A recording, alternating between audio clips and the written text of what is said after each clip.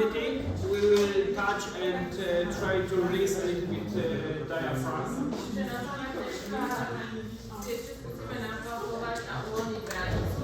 Probably you did already some techniques for branicu. But I would like, because our topic is to involve your to better your palpations, improve your palpation skill. Takže keďže úlohou tohto kurzu je zlepšiť vaše palpačné schopnosti, we will train the diaphragma technique now. Tak budeme trénovať techniky na bránicu. To remind you, we need to remember that generally it's respiration muscle. Vo všeobecnosti je to teda dýchací sval. Its role is to separate and give some pressure to the abdominal space and in our chest. Jeho úlohou je rozdeliť tú oblasť, tie dve oblasti od seba, čiže tú thoracic a abdominal cavity. And keep some correct pressure inside and inside. A držať taký správny tlak medzi tými dvoma oblastiami. It's really connected with lungs, heart, liver, stomach, esophagus, kidney, especially because of their neighbors. They are neighbors. Že je veľmi napojený na tých svojich susedov ako plúca, srdce, pečeň, žalúdok, ezofagus alebo obličky. And they have maybe, except kidney, they have really correlation by ligaments with diaphragm. A možno až na tie obličky majú všetky tieto orgány medzi sebou nejaké ligamentá, ktoré sú pospájané. When we are thinking about diaphragma contact with, and when we are thinking about some holes inside her, a keď rozmýšľame nad tým, s čím má teda bránica kontakt a aké sú v nej otvory, we can connect it, this diaphragma function with function of respiration, circulation, lymphatic system, digestive system, and generally pelvis function. Môžeme tejto bránici prifáriť ešte aj okrem respiračných aj cirkulačné, lymfatic systém, tráviace a iné funkcie aj v rámci pánvy. Čiže všetky tie we need to imagine that both vagus nerves goes through hiatus esophagus. Musíme si uvedomiť, že vagus nerv ide vlastne cez ten hiatus esophagus. So is the Cez hole. ten otvor, kde ide Vena cava goes through this. Vena cava ide cez foramen vena cava. Artery goes, aorta goes through Hiatus hiatus aorticus. aorticus. Čiže tá vena aorta ide cez hiatus aorticus. Together with thoracic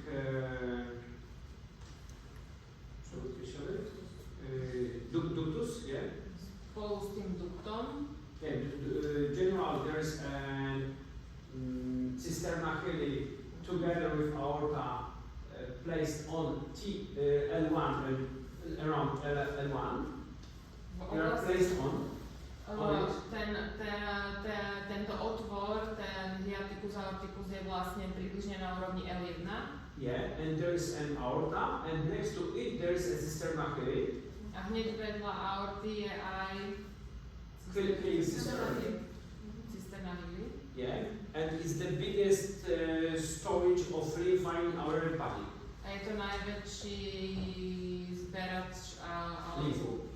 tej lymfy. The size is not bigger than half of my small finger. Veľkosť je približne polovica môjho malička.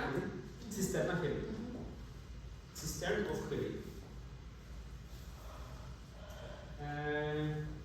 And it's the biggest storage. It means that it's not quite big. A je to teda ten najväčší zberač, alebo zberač. And we could find some examples, as I mentioned probably, that if this lympha comes to the veins in area of behind the calicula, some other. A táto lymfa vlastne spolu s tými cievami koreňami ide až po podklavikulu do tejto oblasti. And it's connected with by few endings. A je napojená viacerými ukončeniami. Yes, we thought for a long time that it's only one. Dlho sme si mysleli, že je to napojené len nejakým jedným spojom, ale je ich tam viac. It looks like roots, like 3, 4, 5 roots. Vyzerá, že to má 4-5 koreňov. And they were examining how many lympha could flow there. A bolo vyšetrované, že že koľko tej lymfy tadiaľ vlastne môže prejsť. And the observation was that it could be like 2-3 liters up to 20-30 liters. Prišlo sa na to, že tadiaľ dokáže prejsť 2 až 3 až 20 až 30 litrov tej lymfy. So we could imagine that if there is stiffness around my toes. Takže si vieme predstaviť, že ak v okolí toho tosu je nejaké napätie alebo stuhnutie, or for example, this diaphragma will block it. Alebo je zablokovaná tá bránica. Generally, you will have huge problem with your lymph. Tak budete mať veľký problém s vašou lymfou. So maybe this patient that we palpate him and he was like a wet sponge, something like this. It was hormonal one. Takže ak sme teda nachytali pacienta, ktorý by bol mokrá špongia, tak je šanca, že je tam problém s tou lymfou. So when you ask your patient about what if you just move your socks at home, do you see the signs? Čiže ak sa ho spýtate, že keď si dá dole ponožky, tak tam má otlačené tú gumičku. Yeah, I have such problems. Áno, mám takýto problém. Sometimes I have problem, I feel like my hands are really heavy. Niekedy mám problém, že moje ruky sú strašne ťažké. Maybe you will observe that generally in abdominal there is a stack of a lot of liquids. Niekedy si môžete všimnúť, že v tej oblasti brúšnej má zaseknuto akoby veľa tekutiny. During your ultrasonography, sometimes gynecologists describe that is a stack of blood. Pri sonografii ten gynekolog zapíše, že je tam zaseknutá krv.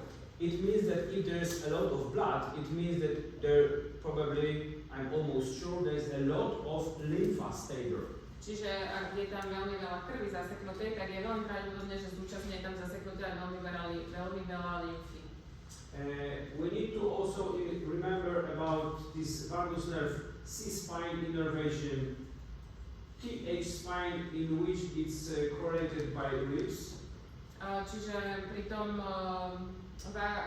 nervus vagus si musíme vlastne spomenúť aj na to, že je tam inervácia zo C-spine a TH, teda z tej cervikálnej chrbtice a TH chrbtice. And this TH spine is because diaphragma is connected with ribs. Keďže tá bránica je napojená na rebra, it means that there is a huge correlation to the TH spine generally. Takže to je z toho jasne vyplýva, že je tam úplne priama korelácia medzi tou TH chrbticou a bránicou. Yeah, and we remember about the cruces of diaphragma that goes up to L3. A keď si spomenieme na krúry, ktoré sa vlastne upínajú až na L3, these cruras are the biggest part, the widest one when we are observing their base. Tieto krúry sú najväčšie práve na tej časti tej bránice, že tam sa upínajú teda najväčšou plochou. These fibers are really strong. A tieto vlákna sú veľmi silné. And correlate to L1, L2, and L3. A teda upínajú sa niekde na L1 alebo L3. Then we need to also mention that it's important correlation with emotions. A ešte musíme teda spomenúť aj faktor, že tá bránica je dosť spojená aj s emóciami. In every emotion I exchange my breathing. Pri každej emócii, každá emócia je spojená s nejakým dýchaním. And both in positive, in negative emotions, I exchange my breathing. Či už pri pozitívnej alebo negatívnej emócii sa moje dýchanie mení. So maybe it's why the first original name of diaphragma was friend. Čo môže vlastne napovedať je, že prvý názov pre bránicu bol frén. Not diaphragm. Nie diafragma, alebo nie bránica. Yeah, and it's why the phrenic nerve is phrenic nerve. A je to aj dôvod, že sa phrenic nerve volá phrenic nerve. And when you think what Greek people, when they were described as diaphragma, were thinking about diaphragm. A keď sa zamyslíme nad tým, že keď tí Gréci pomenovávali tú bránicu, tak nad čím asi rozmýšľali? They thought that the branica is a home of our dusza. Tak si mysleli, že bránica je vlastne domovom našej duše. But Ale when you connect it with emotions, keď to spojíte s emóciami and you try to define what does it mean friend from the dictionary, a zo slovníka si dáte vysvetliť, čo znamená friend, you will have spirit, mind, tak je to duch, mysel, consciousness, volition, emotion. vedomie, neviem čo je volition, Volition is emócia. Vôľa, emócia. And from this friend name becomes oligophrenia, schizophrenia, A z toho základu friend potom vznikajú ostatné slova ako oligofrenia, schizofrenia, So all of them are connected with emotions. Všetky sú spojené s emóciami. So if you are thinking in such way on a diaphragm, Takže ak rozmýšľate nad branicou týmto spôsobom, so we can correlate that maybe it's a real center of the universe. môžete si povedať, že branica je centrom vesmíru. So sometimes we just joke that if you don't know what to do with your patient, Takže si robíme niekedy srandu, že keď už fakt nevieš, čo so svojím pacientom robiť, tak just grab branicu schopni bránicu and reduce tensions around her. a trošku ju povoľňuj. So, last 5 minutes of practicing, Ešte 5 minút cvičení, but we would like to grab our abilities of palpation, ale chceme teda sa hlavne zamerať na naše schopnosti palpácie. and I would like to show you how I just generally work with diaphragma in my A practice. chcem vám teda ukázať, ako vo všeobecnosti ja pracujem s bránicou v mojej ambulantii.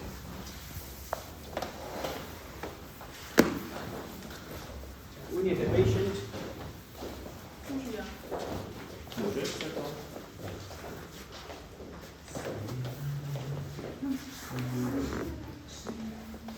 Remember about your posture and your position. Nezabúdajte na vaše postavenie a polohu vášho tela. Try to grab diaphragma by whole hand. Skúste tú bránicu uchopiť celými rukami. Try to contact with rib angles. Yeah, like Skúste uchopiť teda spodné rebra and this angle. a This ten angle. uhol, spodný uhol rebier. And try to use as many surface as possible. A skúste to uchopiť čo najväčšou plochou, ako sa vám dá. Try to stay over your patient, not laterally. Skúste zostať nad vašim pacientom a nie z boku. If the hand is somewhere here, it could be a little bit embarrassed. Ak tá ruka je niekde moc nízko, tak to môže byť zahambujúce alebo And normally, probably you were taught that you need to compress. Then you need to create some side bending, rotation, somewhere like this. Pravdepodobne vám teda vysvetľovali, učili vás, že teda máme zatlačiť na jednu stranu, zrotovať, side bendovať Or a tak BLT or ďalej. something like this. But now I would like to use this like unwinding together with this positioning in some area of scapula that I was combined. Ale v tejto chvíli by som chcel skôr tak skombinovať také tie 3D techniky od toho unwindingu, ako sme robili na tej lopatke. So I will just grab it. Takže to len uchopím. I will compress to be focused what's behind ribs. To stlačím, aby som sa dostal na tú vrstvu pod rebra. And I will do something like this. A potom spravím niečo takéto. And what you can observe, that is lack of movements. Čo si môžete všimnúť je, že sa to tam teda moc nehybe. But probably you recognize that my hands a little bit exchanged. the tension and their position, Ale že that it's changing. teda môžeš si všimnúť, že sa tie moje ruky predsa len trošku hýbu. Yeah, and when you observe like that, staying here, you probably are trying to answer the question, where am I moving my hands? A takto zo vzdialenosti asi veľmi ťažko vidíte, kde sa moje ruky hýbu a neviete si na to odpovedať. We are trying to find the still point. Snažíme sa nájsť nejaký still point. We need to be focused on all processes that are around. Snažíme sa zamerať na všetky procesy, ktoré sa dejú okolo toho. Something start Niečo tam začalo bublať. In your belly.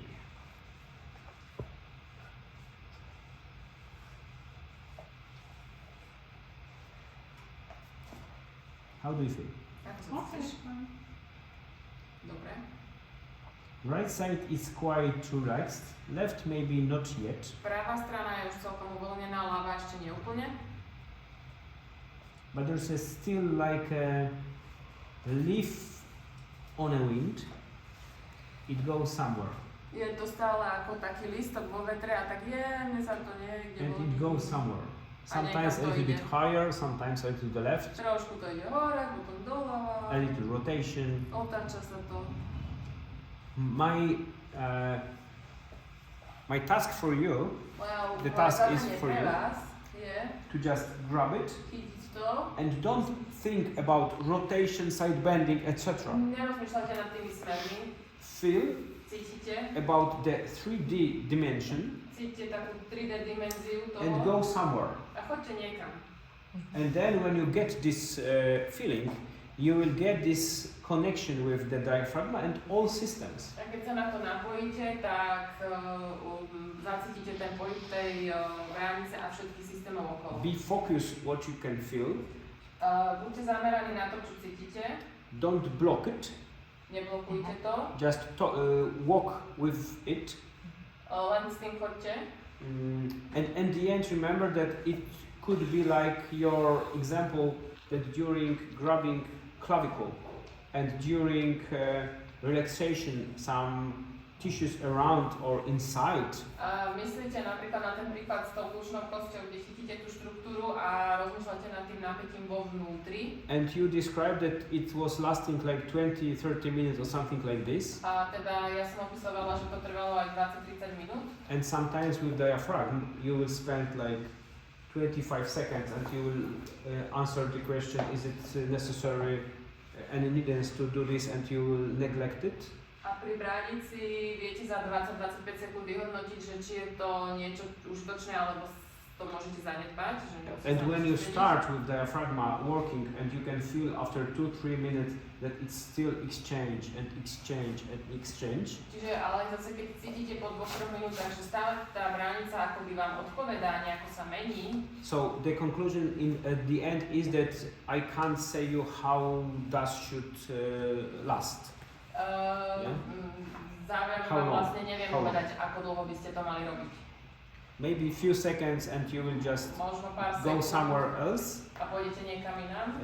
Maybe you will just palpate it and you will answer the many questions that were somewhere here. Možno to napalpujete a hneď vám naskočia všetky odpovede na otázky, čo ste mali. So you can feel the differences in breathing. You sometimes you will feel that sometimes exchange in stomach, sometimes something exchange in the general digestive system. Budete cítiť zmenu v žalúdku, vo celom tom traviacom systéme. Often after such treatment, like 5-6 minutes, sometimes you spend with this, and your patient said, I feel strange feeling, I need to pee. A možno, že po pár minútach vám povie ten pacient, že zrazu mi treba cikať. Maybe she will start coughing. Možno začne kašľať. Maybe she will describe that the scapula is relaxing and now lying down. Možno, že sa jej uvoľní There are many connections. A ľahne si. As we mentioned. Yeah? Do this. Keď začne kašľať, Pokračujem potom s procedúrou, alebo už to nechám tak? Depends. Depends. Sometimes you need to stop to ask her to sit, give her some water or something like this. But if it's like only like this, try to calm down, breathe in, long breathe out, something like this. Last, I don't know, it was in this weekend, I think. I get a lady that she started coughing exactly on the second trip on the left, and it was repeat on the right. I do feel techniques because she was stressed, she was overloaded because of the computer work, so I relaxed it, and she started coughing. I need to go out from my room to bring her water. She lay down. I do a few techniques. I go to the opposite side. I grab the second trip, and she started the same. There was some irritation somewhere in the toes.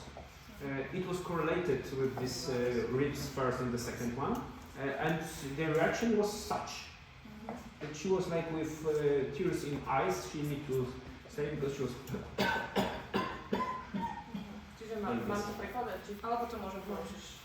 Že vlastne je to, že záleží. Keď je to také drobné odkašľanie, môžeme pokračovať ďalej, nemusíme ani robiť pauzu. Ale keď je tam veľké, tak proste možno, že aj preruším tú terapiu, donesiem vodu, nechám jej pauzu a že mal pani, ktorá bola tento týždeň na terapii a že uvoľňoval jej zrovna to prvé druhé rebro, čo nám ukazoval, že začala tak kašľať, že musel vody z miestnosti doniesť jej tú vodu a keď jej prešiel ďalšie procedúry, vrátil sa k druhej strane, že mala úplne to isté, takže mala proste preťaženú úplne tú celú oblasť. Glad you are perfect. So, do I follow east always? Yeah, of course. Okay. If you would like to opposite one, you need to do some recall. So you probably know, breathe in, breathe out, breathe in, breathe out. During breathing, you need to evacuate your hands. You can do this, but it's much more often contraindicated in patient than this procedure. Hlavne oni prídu vystresovaní a to vlastne ten stres môže zvýšiť. Áno. Hľadáme teda znova to uvoľnenie a ten recall má viacej kontraindikácií, takže ten si volíme iba v nejakých špeciálnych prípadoch a že ten recall môže teda zvýšiť ešte viacej ten stres alebo ten šok v tom človeku a že my to chceme vlastne usúdiť.